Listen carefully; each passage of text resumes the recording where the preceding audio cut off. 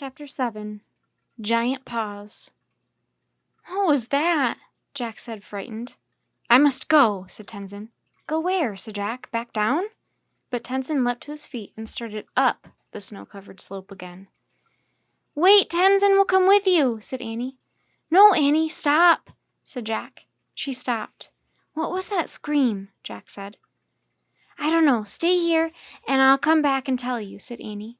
She hurried up the slope after Tenzin. Jack froze. His heart was pounding. Who screamed? The gray ghost?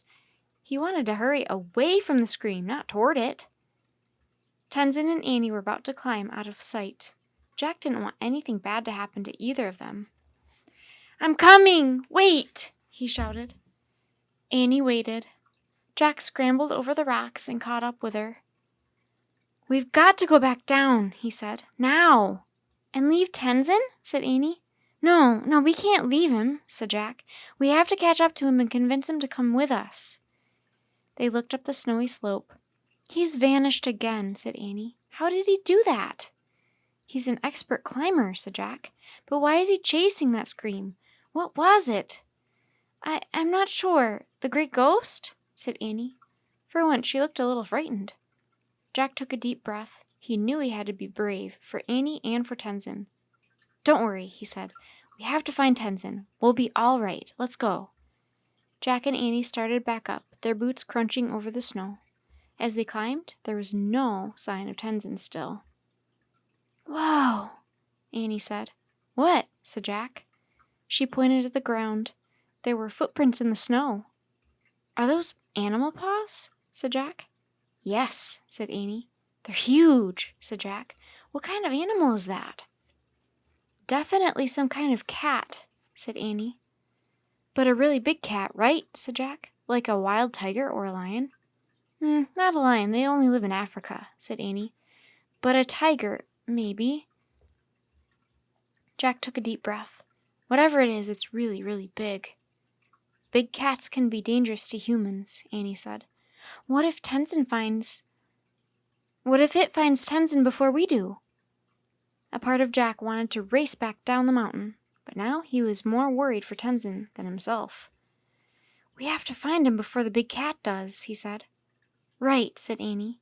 They kept hiking up the snow-covered slope. "Look, more tracks," Annie said.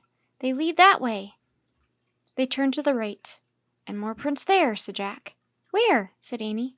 "Going that way," said Jack. They kept following the tracks. Annie came to a sudden stop. "Oh, wow," she breathed. Jack studied the ground for more tracks. "I don't believe it," Annie said in a hushed voice. "What, more tracks?" Jack asked. "You don't see it?" said Annie. Jack looked all around. He didn't see anything special, just boulders, small rocks, and snow. "No, what? Where?" he asked. "There! Tenzin!" she pointed. Where?" he said. "You're looking right at them," said Annie. "Them?" said Jack. At that moment something moved and growled softly. A very big cat was peering at Jack and Annie. The cat was hiding in plain sight. Its spotted white and gray fur blended perfectly with the white-gray mountain rocks. The cat had a large head and big paws. It had a furry tail, nearly as long as its body. The huge tail was tucked around Tenzin. Jack nearly fainted. "A snow leopard," said Annie softly. "No one ever sees a snow leopard." "Leopard?" Jack thought with terror. Had the leopard hurt Tenzin? "Tenzin, are you okay?" he said. "Do not worry. I am safe with my friend," Tenzin called back. "You are safe too. She is grateful to you for bringing us together again. Come forward." Jack and Annie slowly crossed the rocks, drawing closer to the snow leopard. The big cat didn't move. She just kept staring at Jack and Annie with her pale green eyes. "She's your friend?" said Jack. "Yes, we are old friends," said Tenzin. "She found me. I did not find her."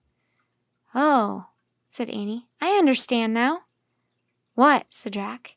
Annie smiled at him. "The snow leopard. She's the gray ghost."